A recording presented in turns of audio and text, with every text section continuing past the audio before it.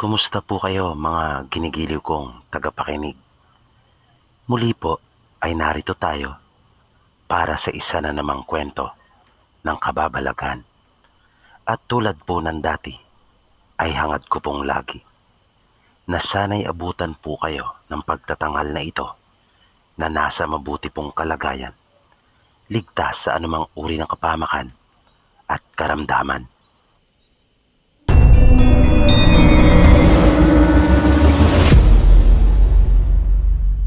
Ako po si Romel, isang OFW at kasalukuyang nagtatrabaho pa po dito sa ibang bansa.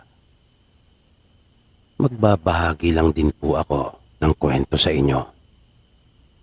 At ito po ay karanasan mismo ng aking ama noong siya ay bata pa doon sa lalawigan ng Visayas. Tawagin niyo na lang po siya sa pangalang Romy. Ang angkan po talaga nila tatay ay nagmula sa Pampanga. Pero dahil sa kanilang hanap buhay, kung saan-saan silang lupalop napapadpad. Samut-sari ang kanilang ibinibenta noon. Magmula sa mga kagamitan sa kusina hanggang sa mga kumot at kulambo, ay pasan-pasan nila ang mga ito at inilalako.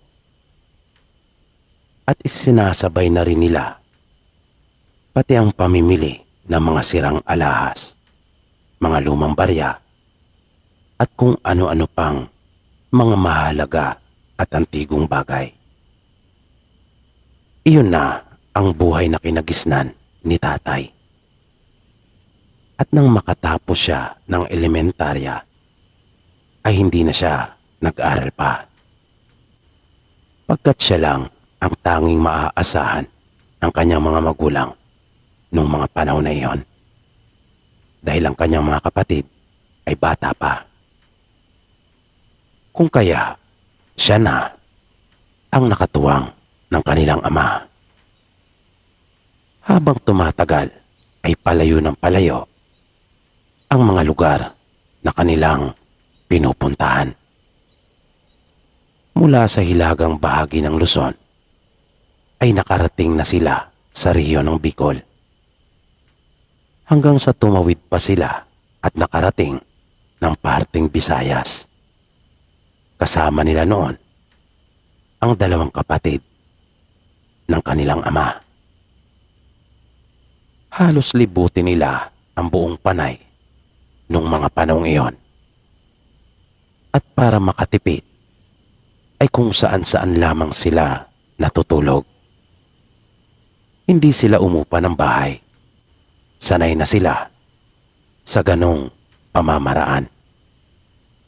At kaya nilang magtiis, ika nga, para silang puno ng kawayan na kapag inihipan ng malakas na hangin ay susunod lamang. Pero hindi maibubuwal. Sa bawat araw ng kanilang pamumuhay ay ganon ang kanilang ginagawa. Kung minsan ay pinapalad sila at kung minsan naman ay inaalat din. Pero nasanay na sila at ni minsan ay hindi sila nawalan ng pag-asa. Katulad ng isang magbabalot na kahit ang haba na ng nalakad ay wala pa ring bumibili. Pero patuloy lang at hindi tumitigil sa pagsigaw. At pag-uwi sa bahay ay ubos pa rin naman ang paninda. Ganon sila katatag. Kahit mahirap ay hindi sila sumusuko. Kung pag-aaralan ko nga sa tuwing magsasalita ang tatay ko at kahit sa kanyang mga paggawa, parang masasabi ko na wala sa bokabularyo niya yung salitang suko. Pero isang araw ay nasubok minsan pa ang katatagan nila. Kwento sa akin ni tatay may napuntahan sila noong isang baryo. At napansin nilang abalang-abala ang mga tao. Sa pakiwari nila ay mayroong okasyon. Ngunit hindi nila masiguro kung ano. At lahat ng mga taong makasalubong nila ay masasaya at pawang mga nakangiti. At talagang napapatingin ang mga ito sa kanila. Naisip naman nila tatay na marahil ay dahil iyon sa kanilang mga pasan na paninda. At siguro dahil na rin sa noon lang sila nakita ng mga ito. Kaya binaliwala lang nila iyon at hindi masyadong binigyan ng pansin. Hanggang sa makarating sila sa pinakapusod ng baryo. May lumapit sa kanila na isang lalaki na may katamtamang taas lang. At tinanong sila kung taga saan. Magalang namang sumagot ang isa sa mga tsuhi ni tatay. At sinabing mula pa sila sa malayo at sila ay mga mangangalakal. Sinabi ng lalaki na sila pala ay mga dayo at kanilang bisita. Inaya sila nito na kumain na muna at magpahinga. Pagkat sigurado daw siyang sila ay pagod na at baka nagugutom na rin. Siyempre noong una, sabi ni tatay, ay nagpakipot pa muna sila sa paanyaya ng lalaki. Pero tulad ng inaasahan nila, ay pinilit sila nito. Kung kaya, sumama na rin sila. Na yung bahay pala nito ay yung nasa tapat lamang nila. At habang papalapit sila sa bahay ng lalaki, ay nakikita nilang nakatingin sa kanila ang mga tao. Na mga nakangiti naman ang mga ito. Na hindi mo iyon ikakailang. Kumbaga, naramdaman daw nila tatay yung mainit na pagtanggap ng mga ito sa kanila. Matapos nilang maibaba ang kanilang mga dala, ay pinapasok na sila sa pamamahay nito.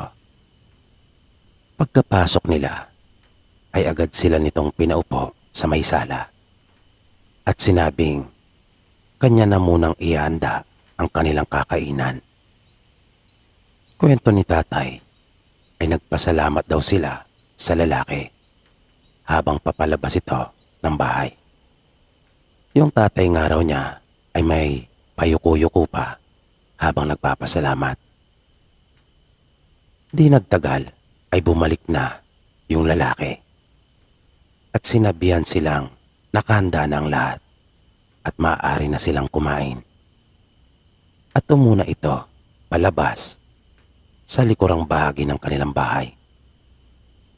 Sumunod naman sila tatay sa lalaki at paglabas nila ay nakita nila yung napakaraming pagkain na nakapatong sa mahabang mesa.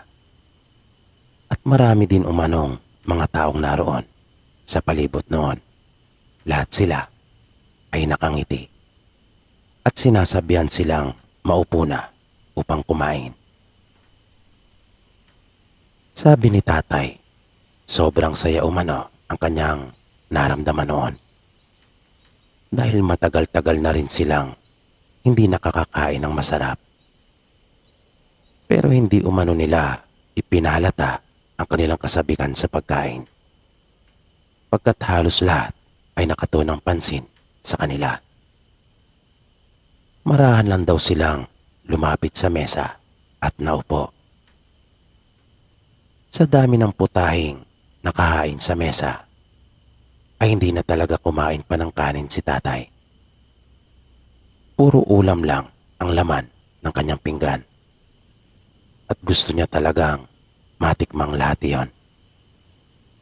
At aminado siyang masasarap ang mga iyon. Hindi umano nalalayo sa sarap ng mga lutuin sa kanila sa Pampanga. At parang ayaw na raw niyang tumayo pa. Pagkat gusto niya talagang sulitin yung pagkakataon na iyon. Dahil alam niyang matatagalan na naman bago siya muling makakakain ng ganong kasarap. Pero kung siya ay tila takam na takam sa mga pagkain at talagang nasarapan, ang kanyang ama at mga tsuy naman ay tila kabaliktaran.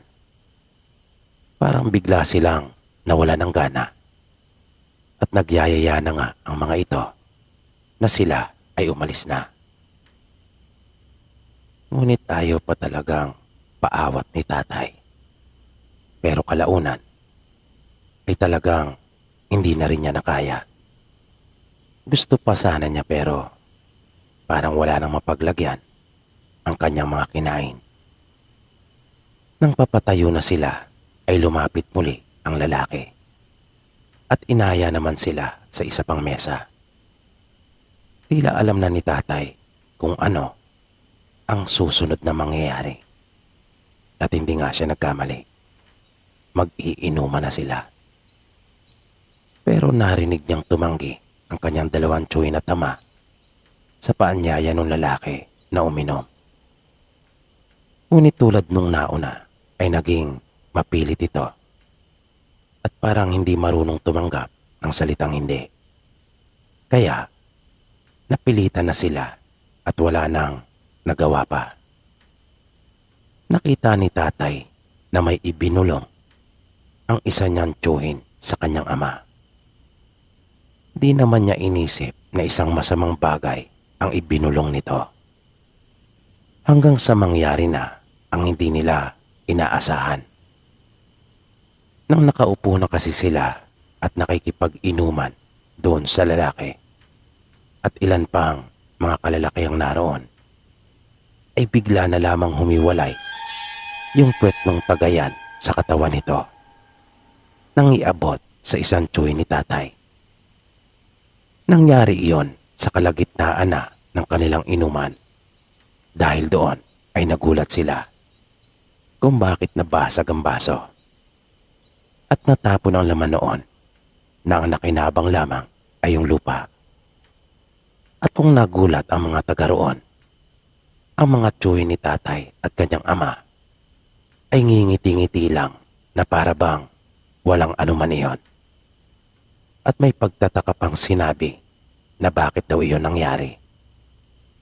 Nagpatay mali siya lang ang mga ito. Matapos iyon ay narinig ni tatay na nagpaalam na at nagpasalamat ang kanyang mga tsuy na tama. Pero pinigilan silang muli ng lalaki at mga kasama nito. At sinabing kukuha lang sila ng bagong tagayan. Nagdahilan naman sila tatay na baka gabi na sila sa daan at malayo pa umano ang kanilang pupuntahan. Na nung mga oras na iyon ay mababa na ang araw at papalubog na. Sinabi nung lalaki na kanila na lang umanong ubusin yung alak na kasalukuyan nilang iniinom at pagkatapos ay hindi na raw nila pipigilan pa sila tatay. Maaari na raw silang makaalis. Dahil sa pagpupumilit na iyon nung lalaki, ay napapayag nito minsan pa ang ama at dalawang tsuy ni tatay. At maya-maya lang, ay nariyan na yung bago nilang tagayan. Agad na nagsalin yung isa sa kanilang kainuman at iniabot sa ama ni tatay. Mabilis naman niya iyong nilago at ibinalik ang baso. Nagpatuloy ang inuman. At habang lumilipas ang oras, ay napapansin nilang tila dumarami ang mga taong nasa kanilang paligid. At may napapansin na si tatay na kakaiba sa mga ito. Tila nag-iba na ang kanilang mga tindig. At yung masayahin at magiliw nilang mga muka ay napawi na at naging mabalasik. At halos magkumpulan na ang mga ito doon Nung mga oras na iyon ay papawala na talaga ang araw. Nasaglit na lang ay magdidilim na. Makailang ulit pa na umikot yung kanilang tagayan. Hanggang sa maghiwalay na muli ang puwet ng baso at katawan nito. Na muling natapo ng alak at nabuhos sa lupa. Nang iabot iyon kay Lolo Fernan. Siya yung ama ni tatay. At muling nagulat ang mga naroroon na may halong pagtataka. Muling nag-utos ang lalaki ng panibagong tagayan. Pero pinigilan na ito ni Lolo Fernan. Dumampot ng pulutang isda si Lolo Fernan at kanyang sinaid ang laman sa isang bahagi.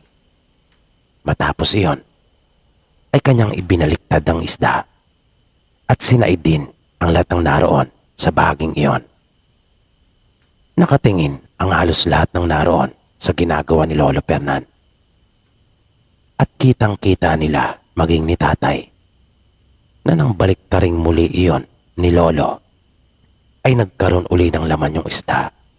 Kung kaya namangha yung mga taong naroon at napansin nila tatay na biglang dumistansya ang mga ito sa kanila. Matapos iyon ay nakita raw niyang tumayo na ang kanyang ama at nagpaalam. At sumunod na rin sila. Nagsalita pa umano si Lolo Fernan at sinabing wag na raw ituloy pa ng mga ito yung masamang plano sa kanila dahil hindi raw nila sila aatrasan at malalagas lang ang mga ito sa kanila.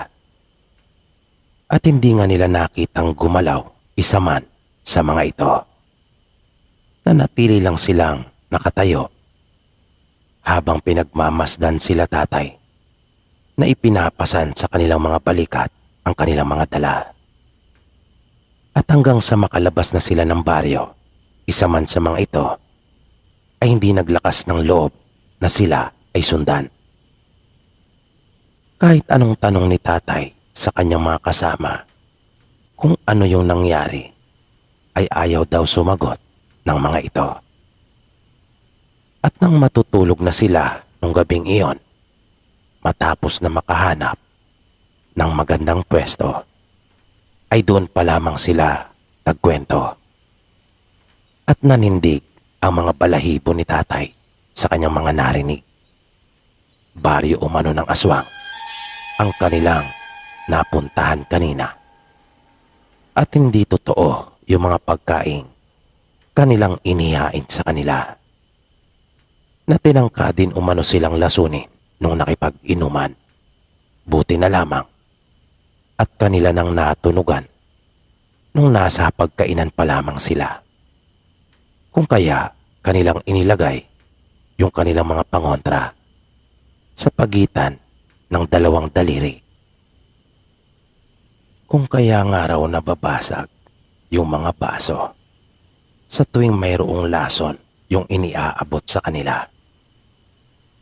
At doon pa lamang nalaman ni tatay na may mga anting pala ang kanyang mga tsuy na tama, na malawak pala ang kanilang mga kaalaman tungkol sa mga ganong bagay, na nagawa pa nga nilang makontra ang mga ito at naunahan, kung kaya mga nabahag ang buntot, lalo na nang ipakita ng kanyang ama na may kakayahan ito. Kung kaya, yun pa lang ay sapat na para malaman ng mga aswang na hindi karaniwang tao ang kanilang pinagtatangkaang banggain. Kwento ni tatay, nagawang maipamana sa kanya ni Lolo Fernan ang anting nito. Ngunit nung huli ay kanya na lamang ibinaon iyon sa lupa pagkat mainit umano sa katawan at sa kabuhayan. Hindi daw talaga siya nakatikim ng kaginawaan sa buhay nung nasa kanya pa ang anting-anting na iyon.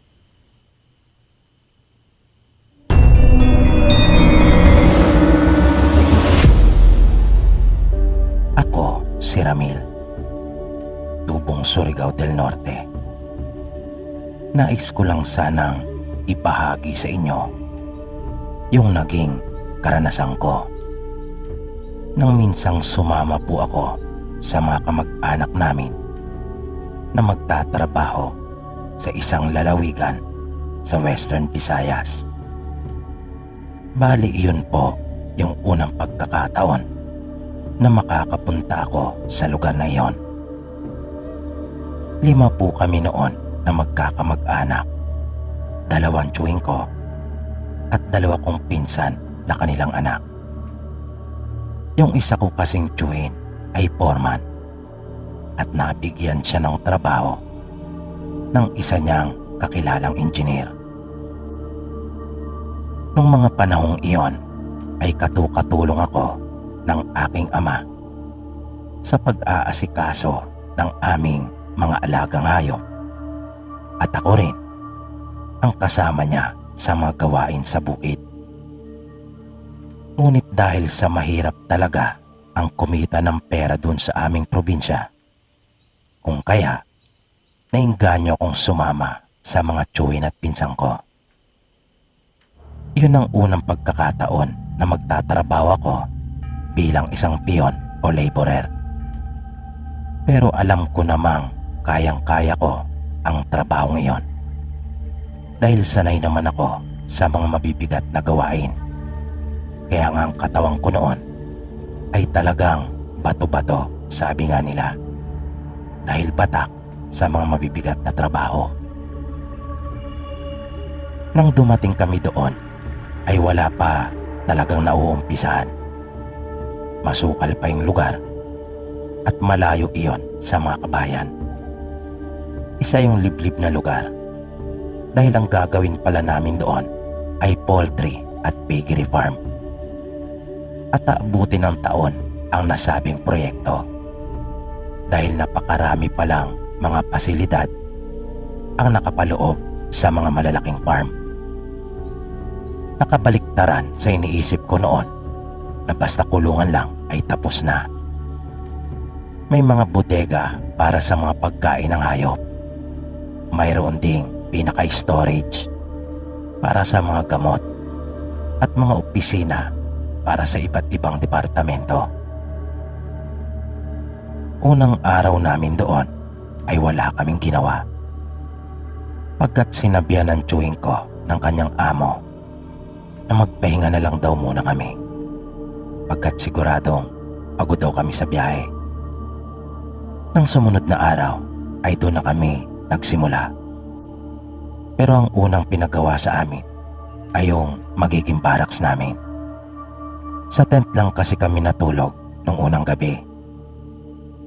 Pinalinisan din sa amin yung buong paligid.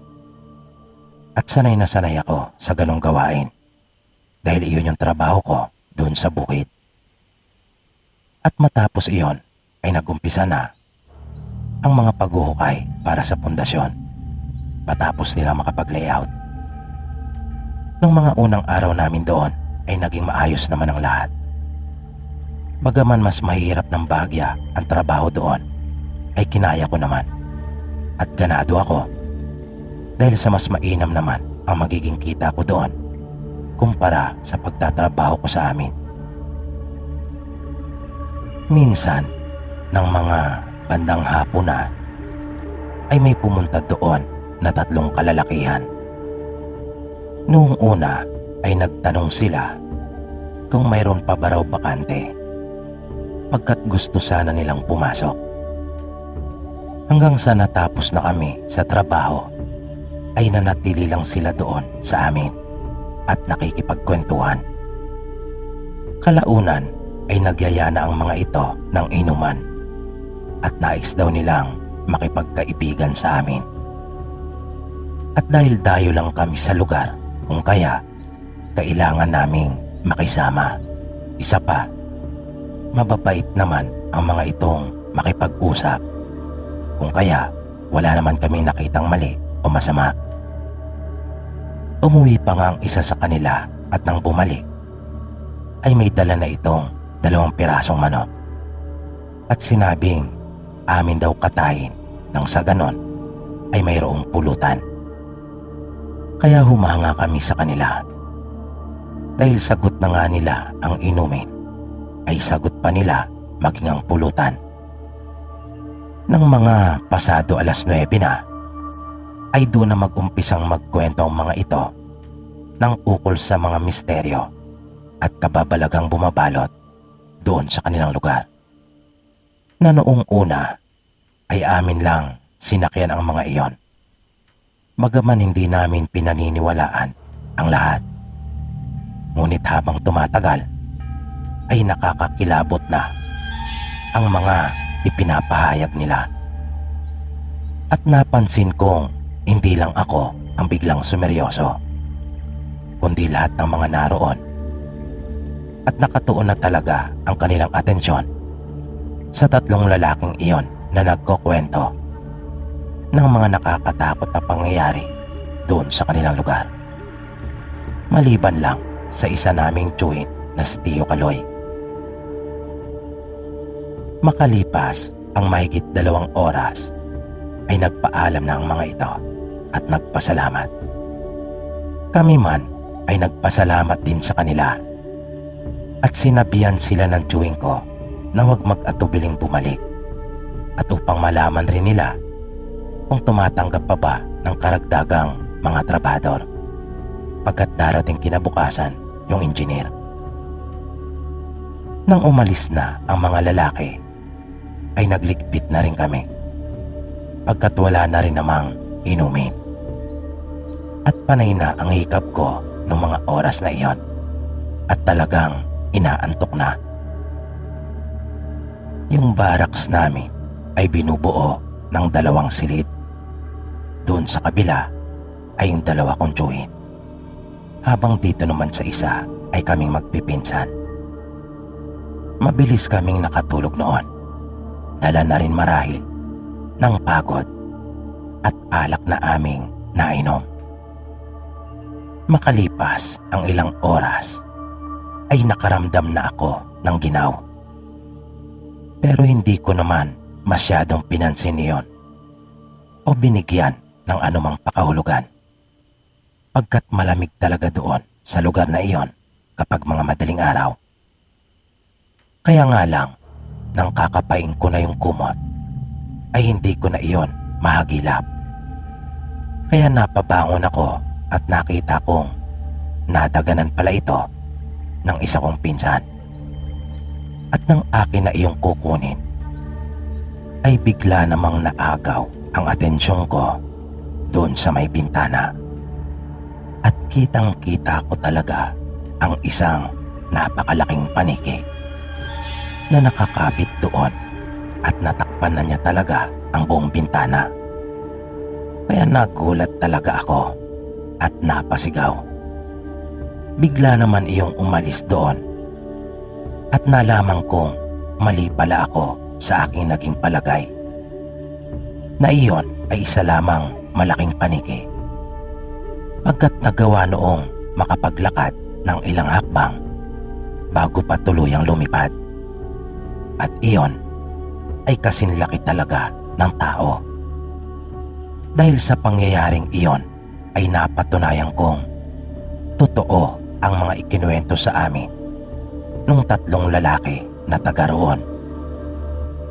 Mapanganib pala talaga doon sa kanilang lugar at mayroong mga aswang.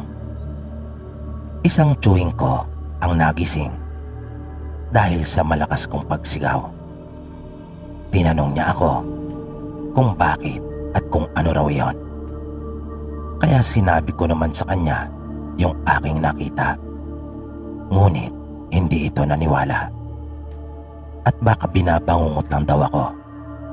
Sabi pa niya ay huwag akong maniniwala basta-basta sa mga kwento-kwento ng tao. Hindi na lang ako umimik nung sandaling iyon dahil alam ko namang hindi ito naniniwala sa mga aswang at kung ano-anong kababalagan. Pinayuhan niya akong matulog na uli pagkat marami daw kaming gagawin at mapapalaban talaga sa trabaho. Kaya nahiga naman ako. Pero hindi na ako nakatulog pa. Paulit-ulit kasi bumabalik sa isipan ko yung aking nakita. Kinaumagahan ay napasabak nga talaga kami sa matinding trabaho. Pagkat aming bubuhusan yung mga poste. At dumating pa roon yung engineer. Kinahaponan ay dumating muli yung 3 lalaki. Pero nanatili lang silang nakatayo sa di kalayuan. At tila ba nahihiyang lumapit. Pagkat napansin siguro nila na naroon yung aming engineer. Nang matapos kami at nakikita nilang nagsisipaglinis na kami ng aming mga katawan, ay saka sila lumapit at kinumpirma kung yun nga raw ba yung engineer. Sinabi namin na oo. Sinamahan sila ng chewing ko at ipinakilala. At dahil mababait at magigiliw makipag-usap ang mga ito, ay madali din silang nakapalagayang loob ng engineer namin. At tulad nung una ay nauwi ang lahat sa isang inuman. Na sila na naman sana ang bibili ng inumin, ngunit hindi pumayag si engineer at sinabing siya na ang bahala.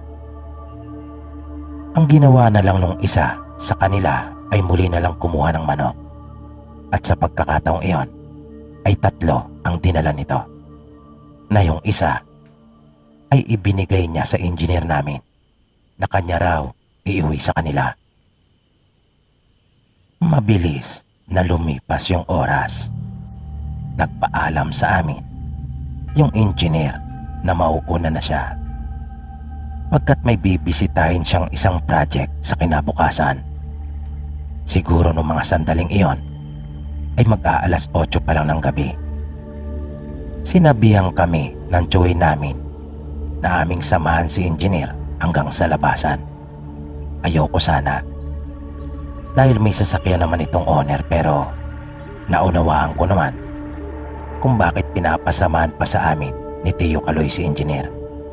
Bilang pagpapakita ng magandang loob dahil sa husay din naman itong makisama sa kanyang mga tao. Kaya sumakay kami nung isa kong pinsan sa owner ni engineer at amin nga siyang sinamahan. Makitid ang daan palabas na hindi maaaring magkasalubong ang 2 sasakyan. At ang totoo, tanging siya lang ang nakapagpapasok ng sasakyan doon. Malubak ang daan at mabato pagkat hindi iyon sementado. May dala kaming flashlight noon dahil madilim at wala talagang kailaw-ilaw sa aming daraanan. Lalo na at maglalakad lang kami ng pinsang ko pabalik. Nang marating namin ang pinaka-highway, ay niyaya pa kami ng aming engineer na sumama na lamang sa kanya dahil naawa ito sa amin. Pagkat maglalakad kami pabalik sa napakadilim na daang iyon. Gusto ko sana pero tumanggi na lang kami dahil hindi rin kami nakapagpaalam kanila Tio Kaloy. At mag-aalala ito sa amin na sigurado akong di niya magugustuhan iyon kung sakaling kami ay sumama. Kaya pagdating nga sa kanto ay bumaba na kami ng pinsang ko at nagpaalam na rin sa amin si engineer. Nang nawala na sa aming paningin ang sasakyan ng amo namin, ay nagsindi kami kapwa ng sigarilyo ng pinsang ko at nagumpisa na rin kaming lumakad pabalik. Gamit ang isang flashlight ay binaybay namin yung madilim na daang iyon. Nang mga nangangalahati na kami ay bigla akong napalingon sa aking likuran. Para kasing may asong mabilis na dumaan sa nagtataasang damuhan. Na narinig ko pa nga yung pagtunog ng mga halaman. Napatanong namang bigla yung pinsang ko kung ano daw iyon. Sinabi ko sa kanyang parang mayroong aso, wika ko. Sa puntong iyon ay doon biglang sumagi na muli yung mga ikinuwento sa amin ng 3 lalaki tungkol sa aswang. at yung tungkol sa aking nakita. Kaya medyo kinabahan ako. Nagpatuloy kami ng pinsan ko, pero sa kabilang panig ng daan ay biglang may napansin din kaming parang may dumaan na nakita talaga naming nahawi yung mataas na damo. Kaya napahinto kaming bigla at agad na dumampot ng bato. Nung sandaling iyon ay ang lakas na talaga ng pagkalabog ng dibdib ko. Hindi kami umalis sa aming kinatatayuan. Amin pang pinakiramdaman iyon. Ngunit talagang tuluyan na akong nilamon ng takot nang makita ko ang dalawang naglalaki ang parang mga baboy ramo na lumabas sa magkabilang gilid ng daan. At may nakita pa kaming dalawang tao na nakatayo sa may gitna noon, at pareho silang may hawak na itak na nasa kanilang gilid. Naisip ko kagad na tagilid kami at walang panama ang mga hawak naming bato.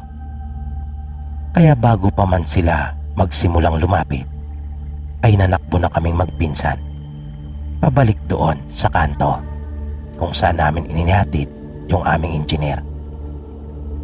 Pero habang papalayo kami ay bigla kaming nakarinig ng komosyon. Magkakahalong tinig iyon na halatang sila ay nag-aaway. Pati yung tunog na malakas ng katulad sa isang baboy na kinakatay ay amin ding narinig. Pero nagpatuloy lang kami sa pagtakbo ng pinsang ko. Makalipas ang ilang minuto, bago pa namin marating ang kanto, ay nakarinig kami ng dalawang tinig at pamilyar sa amin iyon. Kaya amin silang nilingon at hindi nga kami nagkamali. Sila ay yung 2 sa 3 lalaki na nagpupunta sa amin.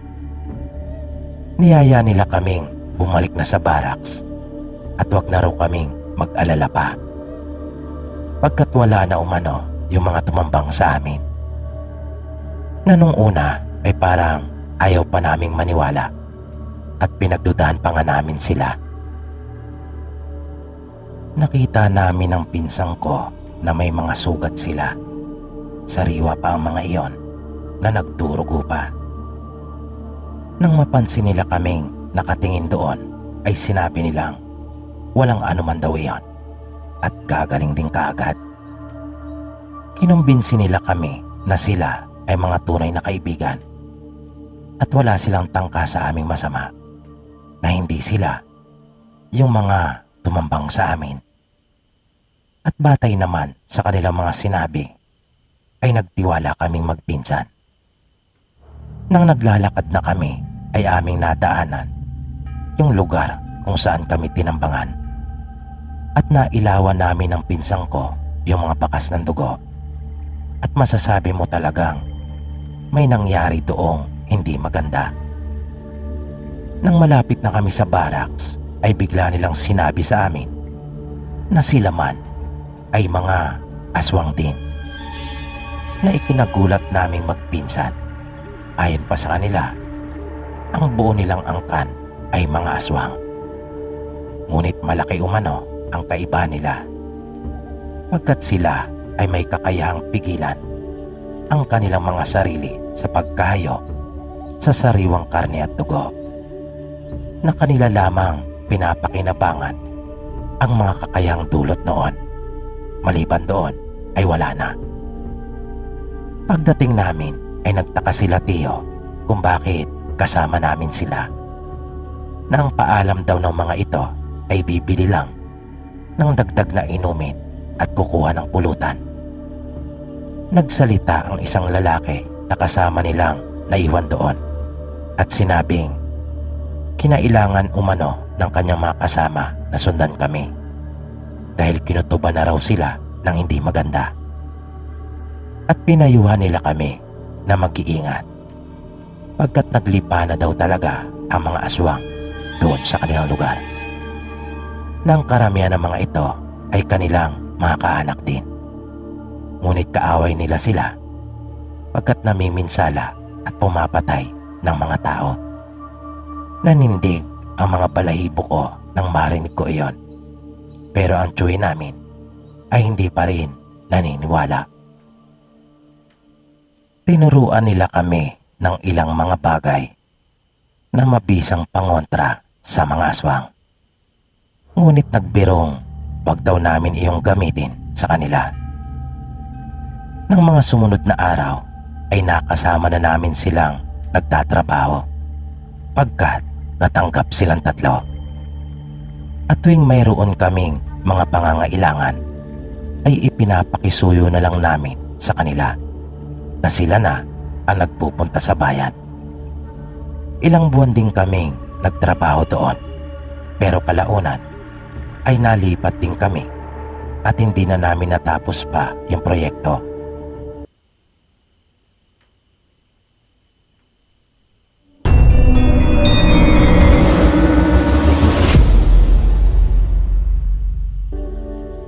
Ipinadala rin ng isa nating masugid na tagapakinig na tatawagin natin sa pangalang Edwin. At ito ay tungkol sa mga naging karanasan ng kanyang lolo Edong. Ayon sa kanyang salaysay, ang kanyang lolo ay lehitimong taga-Pangasinan. Ngunit dahil sa hirap ng buhay ay napadpad sa kilalang lalawigan sa Western Visayas dahil sa pagtatrabaho. At doon na siya nakapangasawa at nagkapamilya. Kwento pa niya, noong ang lolo niya ay ikasal, tanging mag-isa lamang ito. Pagkat wala siyang kaanak na nakapunta dahil hindi nila kaya ang pamasahe, pagkat kapos din sila. Matapos ikasal ay binigyan sila ng maliit na lupa ng kanyang mga biyanan na pwede nilang pagtirikan ng kanilang bahay. Nung una ay talagang nahirapan sila dahil walang regular na trabaho si Edong.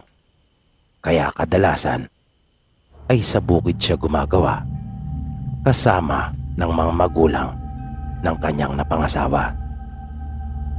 Mababait naman sila kahit yung kanyang mga bayaw at hipag. Nung bago pa lang siya doon ay madalas na niyang marinig ang ukol sa mga aswang. At minsan ay hindi niya talaga pinangarap na makaranas o makakita nito. Pero sadyang kung minsan ang buhay ay mapaglaro, na kung alin pa yung ayaw mo, ay yun naman ang siyang nangyayari. Naganap ang una niyang karanasan tungkol sa mga aswang nung minsang yayain siya nung nakatatandang kapatid ng kanyang asawa, pagkat kaarawan nito. Nagkatay sila noon ng isang kambing at naging masaya naman yung handaan. Ngunit nang magpapaalam na silang mag-asawa ay pinaiwan si Edong ng kanyang bayaw at sinabing sila ay mag-iinuman pa. Kung kaya nauna nang umuwi ang asawa ni Edong. Mabilis na lumipas ang oras at nagkasarapan sila kasama ng ilan pa niyang mga bayaw at pinsan ng kanyang asawa. At nang maubos na ang kanilang iniinom ay isa-isa na silang nagpaalam. Bit-bit ang flashlight ay lumakad si Edong pauwi sa kanila. Mag-isa lang siya, pagkat tanging yung sa kanila lang ang naiiba ng daan. Yung sa kanila kasi ay bandang sa Ilaya, kung kaya nasa dulo ang bahay nila. Dahil sa dami ng kanyang nainom ay ramdam niyang medyo susuray-suray na siya sa kanyang ginagawang paglalakad. May pagkakataon pa ngang napapansin niya na para bang hindi pantay ang daan. Pero malakas umano ang kanyang loob. Dala na rin ng espiritu ng alak. Nang nangangalahati na siya, ay mayroon siyang napansin na isang baka na nakahiga sa gilid ng kanyang daraanan. Kung kaya napahinto siyang sandali at kanyang pinagmasdan iyon. Medyo nagtaka pa nga siya kung bakit mayroong baka doon, dahil wala namang nagsusuga ng baka sa lugar na iyon. Napaisip siya kung sino kaya ang may-ari noon at bakit iyon nakahiwalay sa kanyang ina, pagkat kung laki lang ang pagbabasihan ay anak lamang ito. Nagpatuloy siya sa kanyang paglakad na hindi niya inaalis ang liwanag ng flashlight sa kanyang harapan, nang biglang naramdaman niyang tumayo yung baka. Kung kaya kanya uling itinapat ang liwanag doon, at nagulat na lamang siya nang biglang may tumamba sa kanya. Naramdaman kaagad niya yung bigat noon at agad siyang natumba. Hinampas niya iyon ng puluhan ng kanyang hawak na flashlight. Pero baliwala lang iyon at nakita niya yung mga ngipin noon. Nakakagati na siya. Iniharang niya yung flashlight. Gamit naman ang isa niyang kamay ay nakadampot siya ng bato sa kanyang tagiliran at walang tigil niya iyong pinukpok sa gilid ng ulo. At doon lang siya tinigilan nito. Umalis iyon sa pagkakadagan sa kanya at mabilis na naglaho sa dilim. Nung oras na iyon, bagaman hindi malinaw kung ano mismo yung kumubabaw sa kanya, ay nagkaroon na siya ng masamang kutob na marahil ay iyon na yung aswang na sinasabi nila na malimit niyang marinig sa mga kwentuhan. Biglang nawala ang kanyang lasing at talagang siya ay naimasmasan. Nagmamadali siyang umuwi sa kanila na dala-dala pa rin yung bato. Nang matanaw na niya ang kanilang bahay malayo pa, ay tinawag na niya ang kanyang asawa at nakita niyang pinagbuksan na siya nito. Agad niyang ikinuwento dito kung ano ang nangyari at nabakas niya ang matinding pag-aalala nito na napapulalas na buti na lang raw at siya ay nakaligtas. Ang sunod na naging karanasan ni Edong ay nung magtrabaho siya sa kabilang bayan. Tuwing hapon ay napapansin niyang may pumupunta doon na isang babae at madalas niya itong mahuling nakatingin sa kanya. Isang hapon ay hindi na nakatiis pa si Edong at kanya itong nilapitan. Tinanong niya ito kung meron bang kailangan. Sabi nung babae, nais daw niya sanang humingi ng tulong para kumpunihin yung kanyang bahay pagkat nasira umano ang bubong nito. Nagpresenta naman si Edong at sinabing tamang-tama pagkat tapos na sila magtrabaho nung araw na iyon. Sinabi nung babae kay Edong na wala siyang pambayad.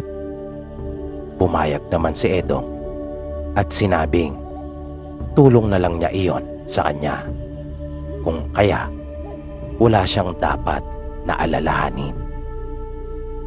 Maganda yung babae, maging yung hubog ng pangangatawan nito. Nalaman niyang hiwalay ito sa asawa. Isinama si Edong nung babae sa bahay niya at ipinakita kay Edong yung sinasabi nitong sira ng kanyang bahay. Mag-isa lang pala itong naninirahan doon at namumuhay. Inilabas ni Edong yung kanyang mga kagamitan at inumpisahan na yung gagawin. Ang babae naman ay nagtungo sa may kusina at nasulyapan niyang nagpadingas ito ng apoy. Maya-maya ay mayroon itong isinalang. Naglaga pala ito ng saging. Nang maluto ang saging, ay lumapit sa kanya yung babae at sinabing kumain na muna.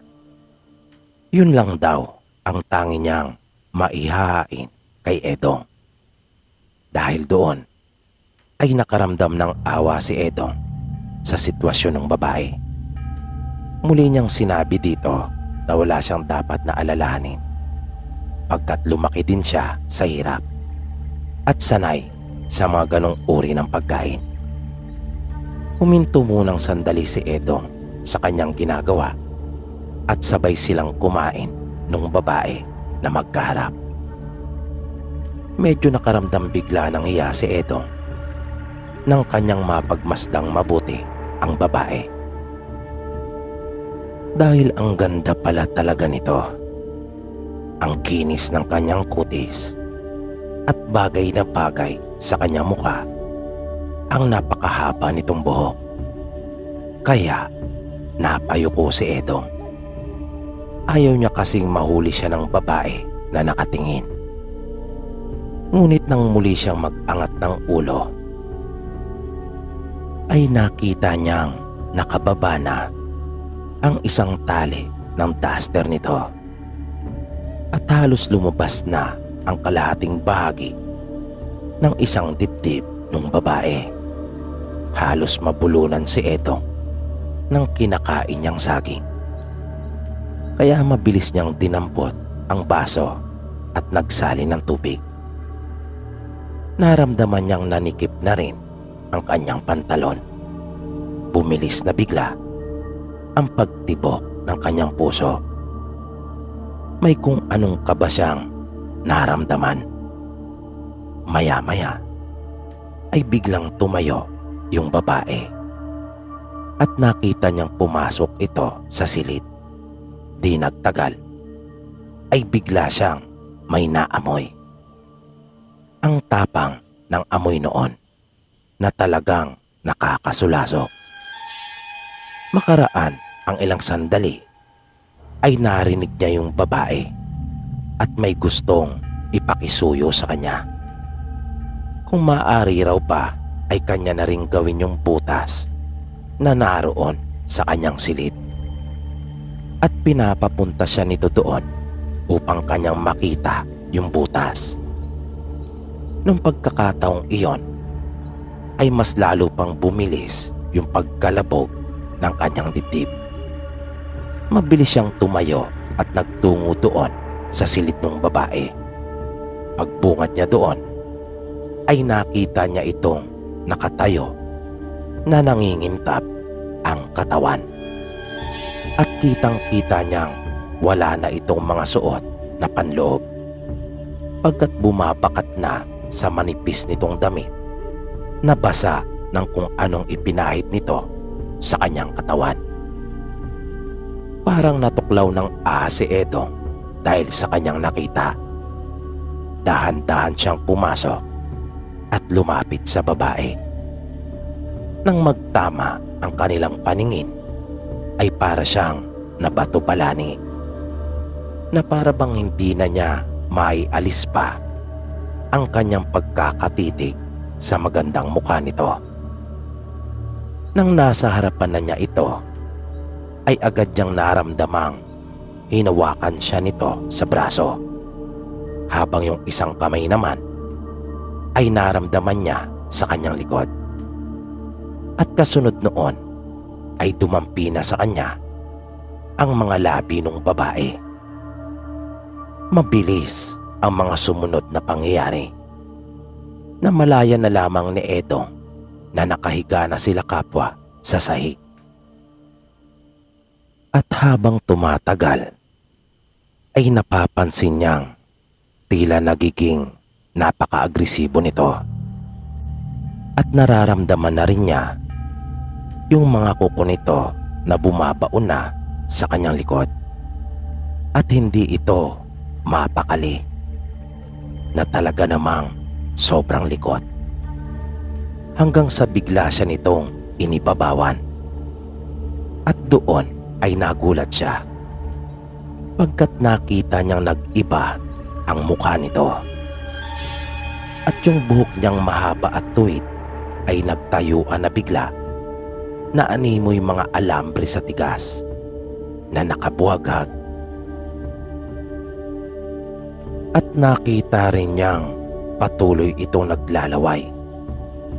Iniangat pa nito ang kanyang dalawang kamay na may mahabang mga kuko at hahampasin sana si Edong sa kanyang mukha. Kaya mabilis niyang iniharang yung kanyang dalawang braso upang sanggain iyon. Nang mapansin niyang muling uulitin iyon ng babae, ay kanya nang hinawakan ng mahigpit ang isang kamay nito, at pagkatapos ay kanya iyong kinagat.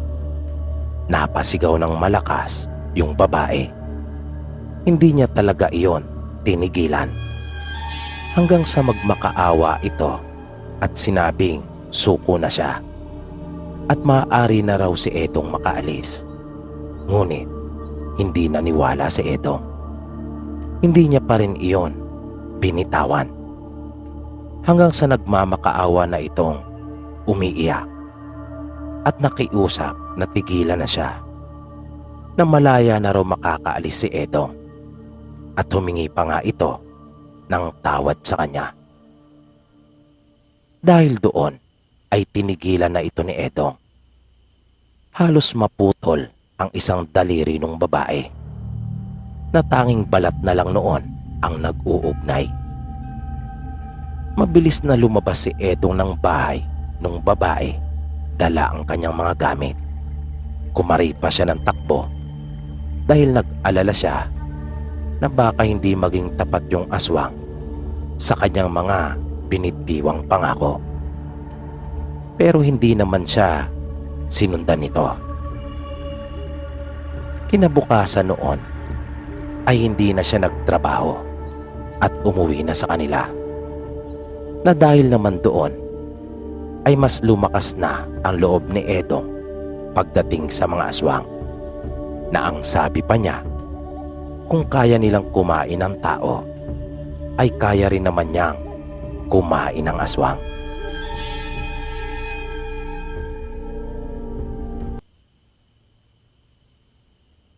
At dito po nagtatapos ang itinampok nating kwento para sa gabing ito. Nawa ay inyong nagustuhan at patuloy nyo pa sanang subaybayan ang mga susunod pa nating kwento dito lamang sa Mga Totoong Kwento ng Kababalaghan. Maraming salamat po at hanggang sa muli.